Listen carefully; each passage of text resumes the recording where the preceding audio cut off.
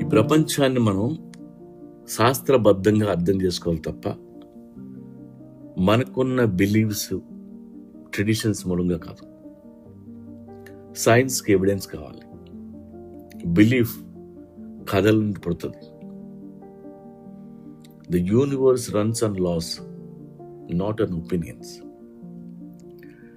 Science చెప్పేది ఏంటంటే ప్రతిదానికి కన్సిస్టెంట్ రూల్స్ ఉంటాయి.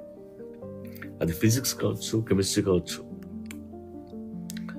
These rules don't change based on belief. ఉదాహరణకి ఏదైనా వస్తువు మీ చేతిలో నుండి జారి పడితే అది కింద పడుతుంది. అలా పడ్డం అనేది గ్రావిటీ వలన, బిలీఫ్ వలన కాదు. సైన్స్ ప్రతిదాన్ని అబ్జర్వ్ చేసి టెస్ట్ చేస్తే గాని నమ్మదు. దేన్నైనా టెస్ట్ చేయలేకపోతే దాన్ని సైన్స్ అన్నోన్ అని చెప్తుంది. టెస్ట్ చేసినవి ఒకసారి ప్రూవ్ అయితే వాటిని మళ్ళీ రిపీట్ చేయొచ్చు అని సైన్స్ చెప్తుంది. కాబట్టి ప్రపంచంలో ప్రతిదాన్ని ప్రశ్నించాలి, దేన్ని గుడ్డిగా నమ్మకూడదు.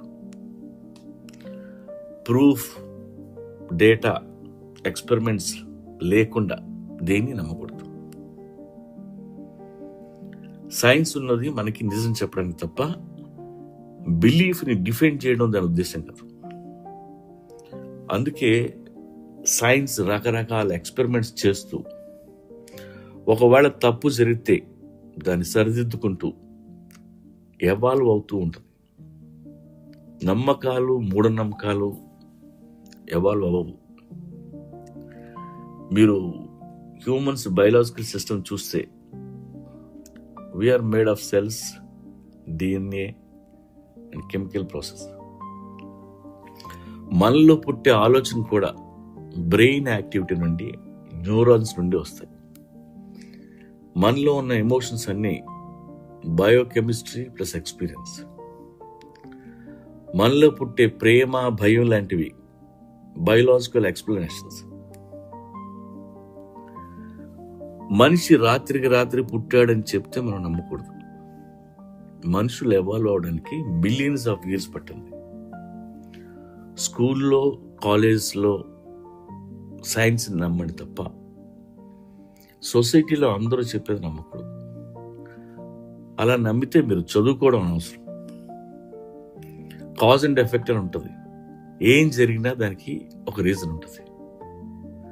మనకి కొన్ని విషయాల గురించి ఇంకా తెలియట్లేదు అంటే సైన్స్ దాన్ని ఇంకా డిస్కవర్ చేయలేదని అర్థం. సైన్స్కి ఎవిడెన్స్ కావాలి. అందుకే ఎవిడెన్స్ ఉంటేనే ఏదైనా నమ్మండి.